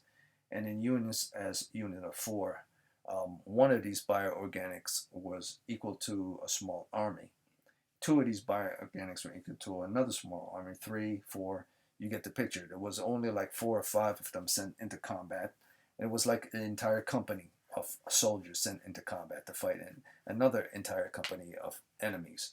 But you didn't need a lot. You only need like 4 or 5 of these prototypes to fight an entire army by themselves. And they were very successful. They beat back the Sentients. And eventually, Sentients came to fear these things because they knew part of themselves were inside of these things, as well as part of something that they never experienced. I mean, part of something that they experienced before with regards to the infested were also inside these things. So they saw, the Sentients themselves saw these things as freaks of nature, and they retreated back into the void, and you wouldn't see the Sentients for quite some time. This allowed time for the Orokin to simply buy time to save their stupid, meager lives. Um, and yeah, so that's how that went. I should also point out with regards to things related to Orokin, whether they are humans or not, that you do like a lot of people do not understand like Orokins. I wouldn't say that they're 100% human, but at the same time, I wouldn't say that they're not human. They're more like neo-humans. It takes 3 things to factor to define an Orokin, and I won't get too much off the path of the story. 3 things to define an Orokin. One is bloodline. Two is void tech influence, and the other is the original a corporate association. So if you just have one of these things, you wouldn't be Orokin, but if you had 2 of them, you would be Orokin. For instance, Alad V has 2 of these things. So Alad V is an Orokin, and you know this is the case because the sentient Hunhao eventually told Alad V, you are Orokin, or friend or person that's Orokin. So this is Alad V. Um, this character is Alad V. And he's a corpus, but he has Orokin blood. So he's partially Orokin because he has Orokin blood, or his ancestry goes back to Orokin.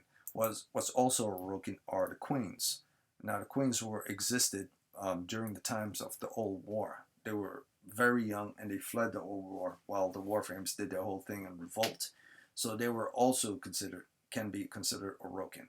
So there are a lot of people within the Now War and the New War that exist that aren't 100% Orokin but have Orokin blood. So, a fun fact, Aleph V is part Orokin, and the Queens are part Orokin. Or at least they have at least a portion of Orokin inside of them. So, that said, the Warframes, the proto Warframes, like Excalibur Umbra here, fought these Sentients and won. And speaking of which, Excalibur Umbra was wasn't voluntarily a Warframe that chose to fight against the Sentients.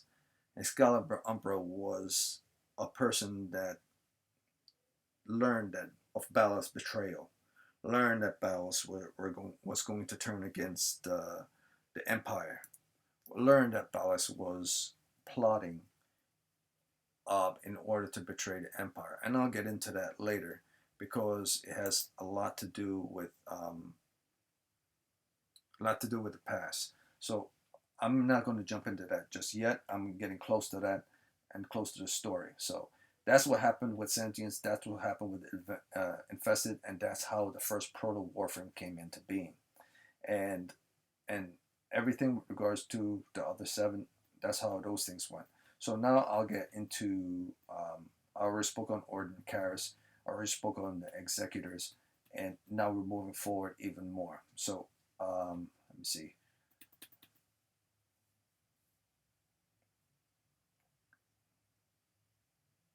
Okay, so um, I never said that Ballas was the person that created the invention called the Helmite that made the first proto Warframes. So the system to create the first Warframes was called the Helmite system, and that's the system that allowed for the creation of the disease and the sentient compounds to melt together to form on top of a person, consume them, and turn them into Warframe. And that system is called Helmite. So when a person is turned into Warframe, they've been Helmite. They've been used. The Helmite system converts them. Now I'm not sure if the helmet has to be like a huge thing on the wall, or if the helmet has to be, can be something simply that you have inside of your hands. It's basically a system for converting a person into a warframe. That's all that is. So these bio combat automatons, which they were called before they were called warframes, were used to fight the sentients. No longer living people. They were commanded by I guess you could say they were commanded by digital waves into their head by the Orokin, but that didn't go so well for them. So eventually, the next time, I wouldn't say the next time that they fought. Yeah, the next time that they fought the Sentients, when the Sentients returned, they went crazy, ballistic. They start killing the Sentients. They start killing the infested. They start killing even the Orokin. And this could have been something that happened during the first encounter. I'm not sure. It's probably happened during the first encounter with the Sentients. After defeating Sentience and Sentience fall back, they eventually were uncontrollable, and the I guess the bloodlust in them start allowed them to start kill the scientists, start killing everyone who was trying to get them under control again. Eventually, these biocombatant automatons were all killed off. So the Warframes were all killed off, every single one of them. And the ones that were saved were experimented on to see what was the problem. What happened? Why did they revolt? Why did they go crazy? Why are they always in a rage? Why are they simply ballistic or berserk forms of killing machines? Why they're uncontrollable? And it was discovered that because of the person that was inside of the automatons wasn't fully dead. And this has to do also with eternalism, presentism, and futurism that that I will describe later on with regards to Ballas's plot or Ballas's attempt to control these things to save the Orokin species or the Orokin culture from total termination. So, ordered by the other seven, Ballas, or should I say, the other seven and Ballas, ordered other people in order to find ways in order to save their species. And they came across another one of their inventions, because the Orokin was freakish like that, and because they were running out of time. They discovered the void. A child had got influenced by the void. Certain people, I guess, someone on a cruise ship, people on that cruise ship got influenced by the void, and they all went mad and started killing each other, so on and so forth. As the void does, if you don't have a strong will, you end up dying from disease of the void. You get influenced by the void, end up killing others in the void. But regardless, over time, the void consumes you and either turn you into a statue, or whatever the void does, it makes you go mad, uncontrollable, untamable, or corrupts you in a way that eventually kills you off. However, it did not kill off a child or children of parents that got influenced by the void. Now, this could have been something that just accidentally happened to certain people who were doing research with regards to the void that are part of the Orokin Empire, and they discovered that these children of these families, unknown families, didn't get affected by the void. Their bodies weren't altered, their faces weren't altered. The only thing that was changed within their physical appearance was absolutely nothing. Nothing was changed within their physical appearance.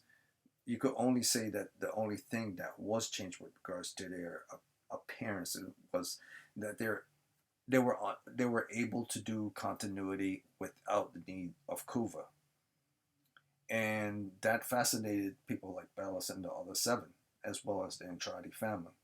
So this was kind of like their last resort. They were running out of time. The Sentients was still destroying a lot of Orokin, and the children came out to be their last resort before their impending doom.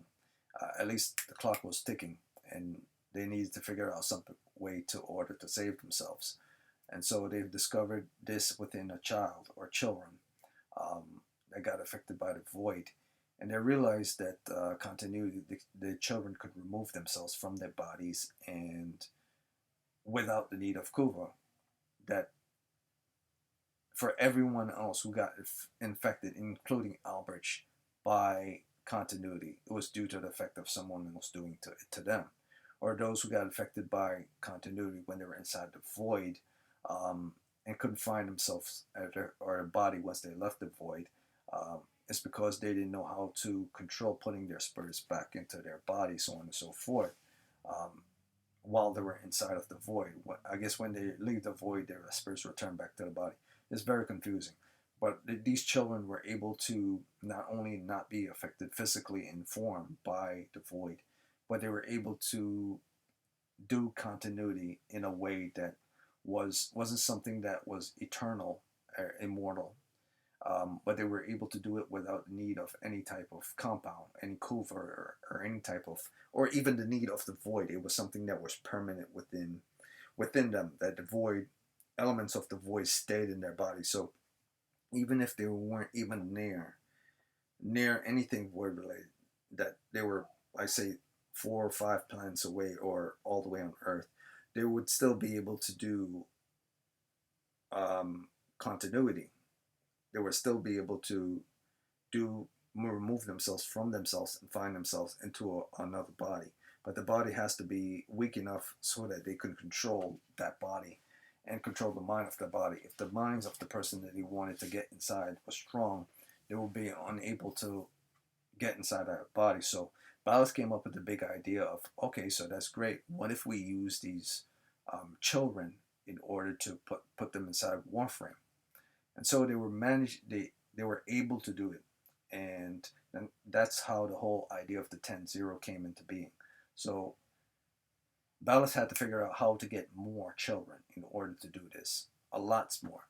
And so he decided to get a whole school of children who were Orokin educated in order to experiment on them. And these children came from a character called Margulis, his lover. And he didn't know where to turn to for the nearest children he could find, and the only children he could find are the ones that were closely associated to associates of his in his line of work. And these people that were closely associated to him was one of them was his lover, Margulis. And what Margulis, she was kind of like a guardian to children who lost their families in wars, but were educated in the Orokin ways as they were growing up. So she became kind of like the guardian mother of these lost children, or of some children that were abandoned, or even of children that weren't associated with her, that were, I guess, to be the future educators of the Orokin Empire, something like that. So these children were all stationed on the Zarman 10-0, a place that they learned, educated, slept. Regardless, this was their home, and Balas got the idea to either allow the ship to go towards the void, and allowing the ship to go towards the void is where a lot of things start to happen. This is where the whole idea of Warframe starts to really shine, is by allowing the Zarman 10-0 to go inside of the void. And this is the Zarman 10-0 ship right here. By allowing the Zarman 10-0 ship to go inside of the void, enter in the void, he knew factual. He knew what was going to happen. He knew what was going to happen to the kids. He knew that we're eventually going to have continuity, going to have all these special gifts, so on and so forth. So he already knew in advance. So once the children came out of, or should I say, during the process of them before they went into the void, they were educated on everything that had to do with eternalism, presentism, and futurism. And see, this is why I say what happened with regards to the Disarmament 10-0 is very bizarre. It's like the kids were actually kidnapped from the very beginning. Because why would you educate your children on presentism, futurism, and internalism that has to do with the theories of time and has to do with the void? Was it just a subject that they were studying, and then, hey, all of a sudden you get sucked into the void? It seemed all too coincidental, but maybe it was something that they did as a standard in their life all the time.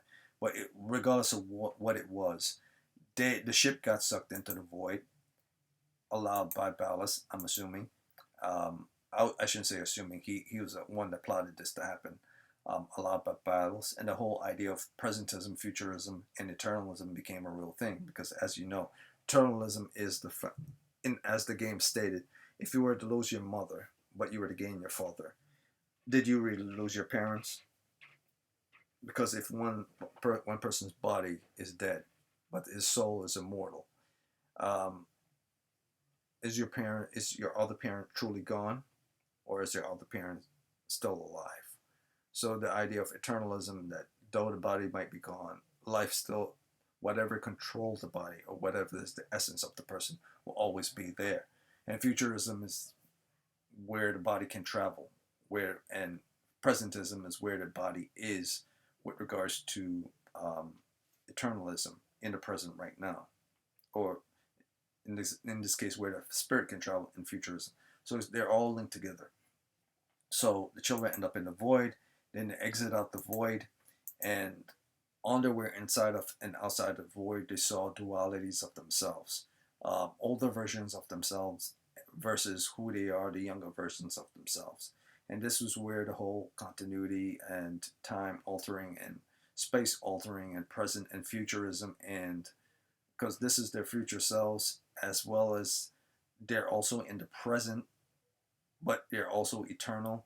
So they're able to see their future self, but their future self is still in the present at the same time, while they're also in the present at the same time. So both of these people are in the present at the same time, but they're in two different places. So that's the whole thing of, would you really lose your parents if your parents isn't completely dead?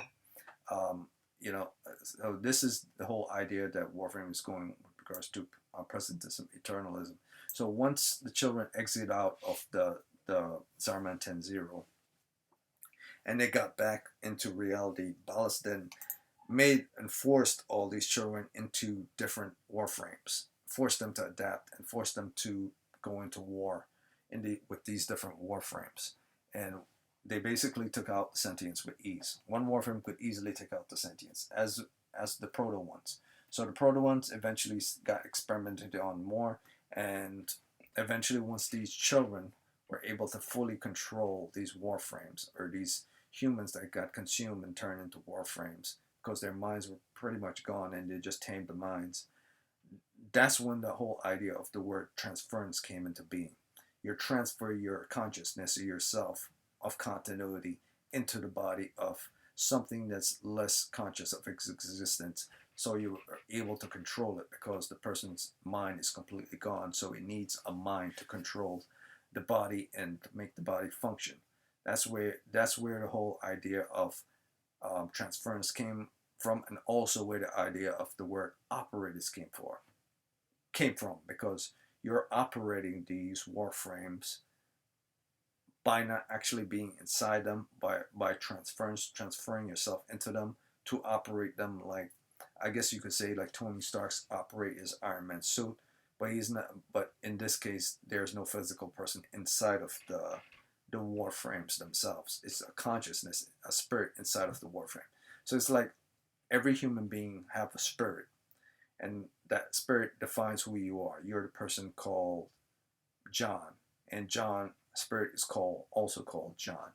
But in the Warframe, if John body was to die, and John was to find another body, and the other body is called Peter, you know, John will still be inside Peter's body and be able to control Peter and move Peter around, as long as Peter's consciousness doesn't exist anymore and his mind doesn't exist anymore. So the shell of Peter will exist, but now John is controlling the shell of Peter. It's real messed up stuff, man. The Roken really did like some real bizarre, defiled, crazy, insane stuff with these people.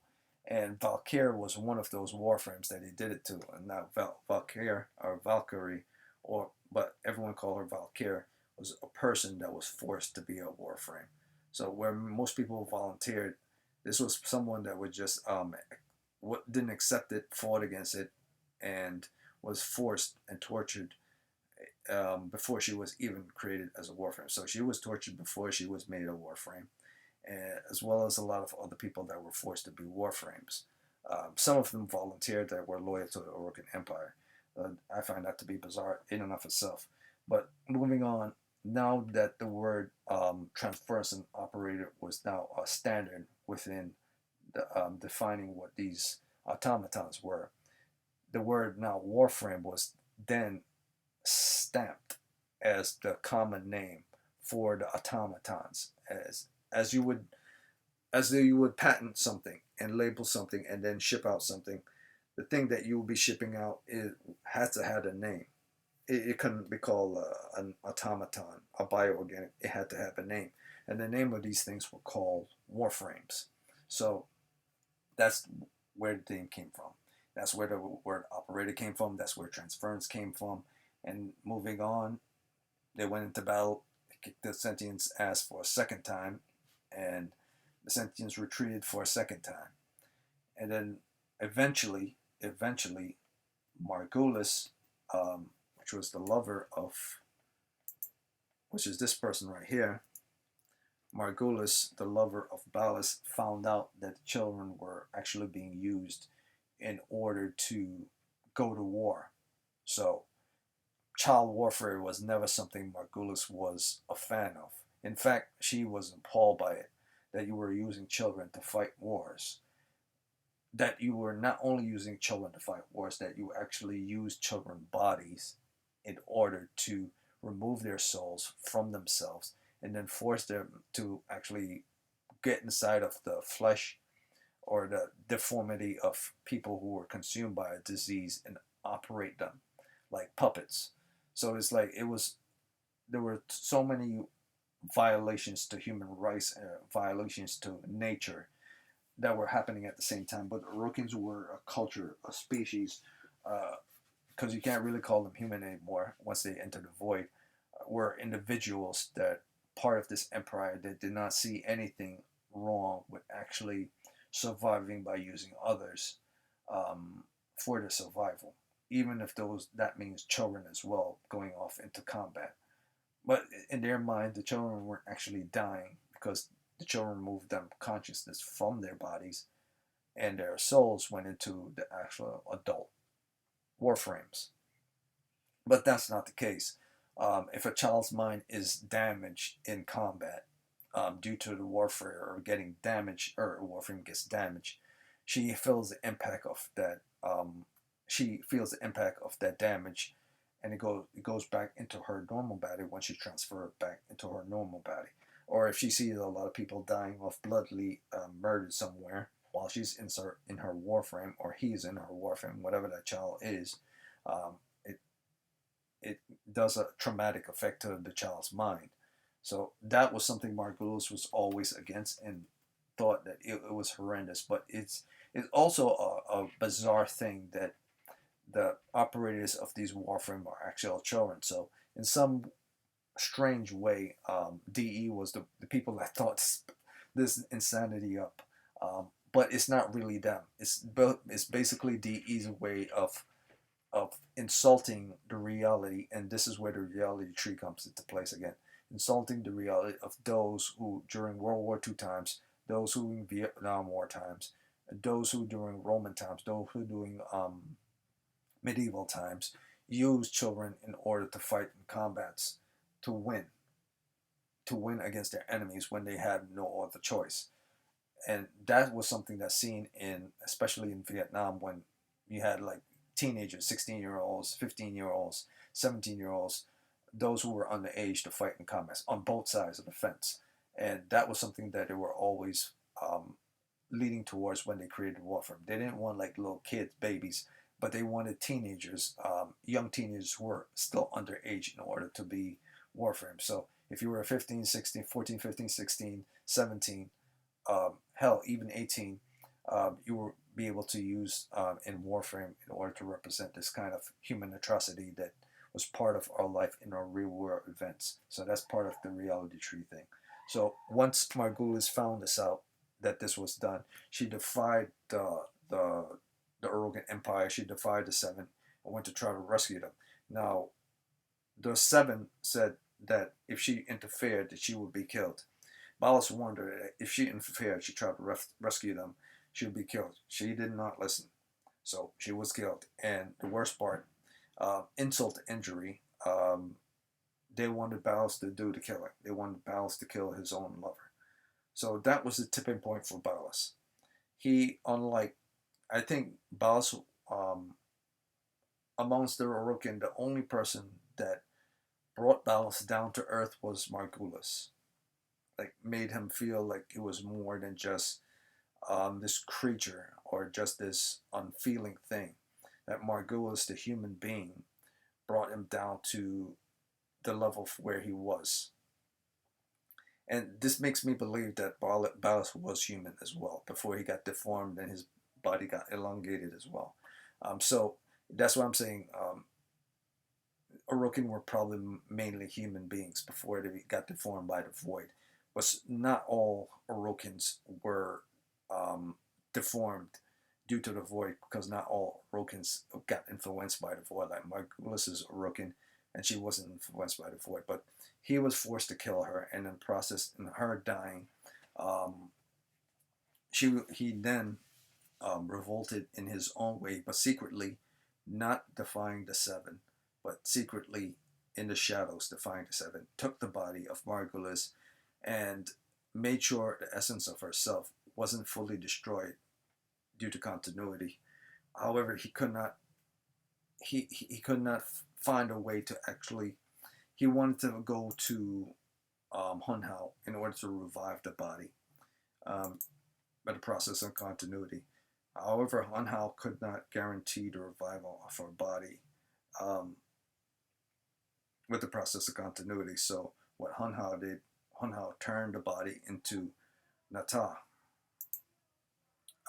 It was the only way to maintain Margulis' existence still in life. Only way to maintain what was once Nata. the only way to preserve her memory, the only way to keep her alive was to use the sentient technology to keep her alive. However, the sentient technology that was fused onto her body um, turned her into this creature right here. So her body was never fully human. It was a fusion between that of a person and a sentient. So it was kind of like the same thing that you take the fusion of the infested with a human, but in this case, it was the fusion of a person with a sentient. So there was no going wild because the sentients weren't like the infested. They were more in control. That's why Margulis never went wild when she turned into Nata. And yes, that's the name that was given to her by Hun Hao. It wasn't something Ballas created. It wasn't like something that was always there. Nata was Margulis's new name and new personality and new existence. So once Ballas realized what Hun Hao did, and he realized he could not get back Nata, he then schemed in order to figure out a way to return and convert her back into, at least because he couldn't do anything about the body, figure a way to maintain her soul. So what he did is, in order to maintain her soul, I guess he turned towards the void, turned towards continuity, turned towards Kuva, and found a way to use that in order to extract her essence of whatever it is Hun Hao did with regards to her, or at least create a backup of herself from her body in order to convert what Hun Hao did to this body, Nata, back into who she originally were, back into Margulis, which didn't turn out his way. But how we get to where we are, and I'm getting towards the ending right now, is once the children discovered that Margulis got killed, and they discovered real quick, they discovered super quick that Margulis got killed. On their on their third encounter with the Sentients, that's when they realized Nata was actually Margulis. That's when they realized that their mother was killed off when they encounter her in combat. Rather than they couldn't find her, they wonder what happened to her. They went to the Orokin. No one gave them any answers. And then once they encounter her in combat third time, they kicked her ass, obviously, because they didn't want to get killed by her. She retreated back to Hun Hao, defeated, but they realized what the Orokin had did, the Seven had did, what Ballas had did. And that's the beginning of the fall of the Orokin, the true beginning of the fall of the Orokin. That's when everything from the past starts to lead to the present. That's when the word the old war came into being. Because it wasn't something that simply the Sentients attack and the Orokin were trying to hold them off. It was more like the Sentients attack, the Orokin were trying to hold them off with infested and with proto Warframes. But the old war truly started when the Sentients attacked, when Ballas betrayed the Orokin and went to Hun Hao to revive Margulis, and when the Warframes, or should I say, when the children, the operators, discovered that Margulis was dead. So all three of those things all happening at the same time were what triggered the old war, or what were part of the old war, because the old war was simply not something against the Sentients. The old war was Margulis dying, which led to the revolt of the children against the Orokin, while the Sentients were attacking at the same time. And while the infested were multiplying in the background secretly, or on other planets secretly, while these three different people were fighting each other. Orokin against Warframes, Warframes against Sentients, Sentients against both. So the uprising happened. The children discovered Margulis was dead. They got inside the Warframe, or they just allowed the Warframe to go ham. Regardless, this is the beginning of the end of my story with regards to part one of the legacy of Warframe. And this is where we are. And another thing with regards to this story,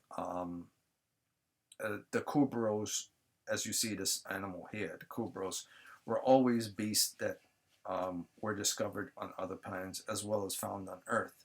And the Kubros came into being like dog type creatures, like animals, not from the natural way of evolution of cross species, um, of cross species breeding, the natural way that, or the evolution of a natural form of evolution. These Kubros were straight from eggs, and they were very much like chickens, um, and they look like beasts, furry beasts, all at the same time, like dogs or like wolves. And this became something that was standard across different planets, as well as towards combats or the other forms of pets, because whatever happened in the past, in the ancient past, during the radiation war, lots of things that were affected during the radiation war affected Earth and affected other planets as well.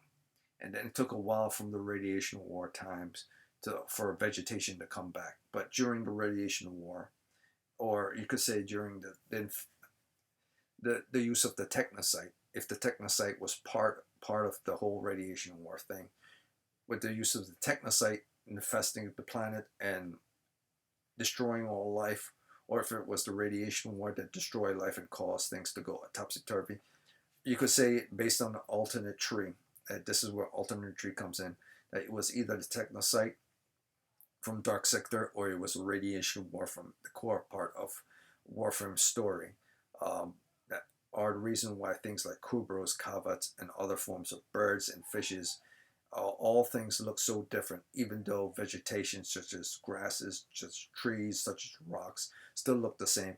But at the same time, while certain grasses don't look like grasses, even though they're on Earth, and some rocks don't look like rocks, even though they're on Earth, and some plants don't look like plants, even though they're on Earth. So there was a deformation of, due to either radiation or due to the technocyte or due to both, that caused this on creatures, that caused this on fishes, that caused this on other life. So it wasn't something simply about what the Orokin was doing. Certain natural things happened way before the Orokin Empire as well. So that's a little fun fact with regards to things that happened with Kubro, and these were things that happened way before. And I'm not 100% sure if that's the fact, but that's part of the fan fiction. So these are the Kubros and the Kavats on how certain plants things look. These are things that happened way before the Orokin Empire became Orokin Empire. So moving back to the story, and I'm coming towards the end of the story now. The children revolted with the Warframes, the uprise against their masters. They fought against the Warframe. I mean, they fought against the Urukans, and they also fought against the Urukan elites, the Daxes as well. Because as I said before, the Daxes were like bodyguards, assassins, elite soldiers towards the Urukans, and they were more in number as soldiers or units of soldiers. It's like having an army. And then you have captains, generals, and so on, but you have a lot of people in your army. And in the Urukan Empire, it was the same as you would have a lot of people in the army now, but much less, because Daxes were considered super soldiers. So you don't need like thousands of soldiers when you have like hundreds of super soldiers, and you don't need hundreds of super soldiers when you have like only like 50 or 60 super soldiers. So Daxes were like less than 100, or maybe there were about hundreds, where they weren't like in the thousands. There were like less than hundreds of them, probably like 50, 60, 70. I don't know how much, but all I know is that the smallest number you could think of with regards to fighters in the Warframe are the Warframes. One Warframe could equal to 100 Daxes, and 100 Daxes could equal to 1,000 infested, and 1,000 infested could equal to um, 10,000 humans, or even better. The strongest is four Warframes are stronger than 50 Daxes, or 100 Daxes. Four Warframes are stronger than 100 Daxes, and 100 Daxes are stronger than 1,000 Sentients. and 1,000 sentients are stronger than 10,000 infested, and 10,000 infested are stronger than a million or 100,000 human beings. So it's like that. Who is the strongest? Who are on the top of the food chain? And the Warframe will always be stronger than the Dax, and the Dax will always be stronger than the Sentients, and the Sentients will always be stronger than the Infested, and the Infested will always be stronger than humans. But eventually, the Infested start to become stronger than the Dax themselves, and stronger than the Sentients themselves as time passed, as they evolved. And eventually, they became the major player between the Sentients and between the Warframes.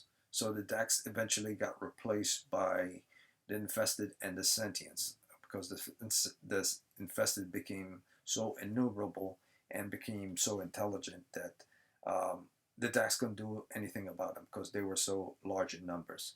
Same goes for the Sentients. But for the Warframes will always be at the top because due to their strength, due to their body forms, due to the fact that they have transference, and due to the fact that they have powers, they could destroy anything easy, and the fact that they could adapt to any type of enemy and evolve continuously using modifications, mods, augmentation, different forms of weapons, and able to meld with whatever type of character, or whatever, transfer themselves into whatever type of form they want. They were perfect for any type of combat. So that's pretty much the end of the story. But I like to say this one last thing before I check out. Eventually, Nata, discovering that she's not, eventually Ballas found a way to return Nata back to her original form. However, she didn't have original body. Her original body was 100, not 100% dead, but not 100%, could not be 100% human anymore, because Hunhao controlled, like, half of her body was changed by Hunhao to sentience.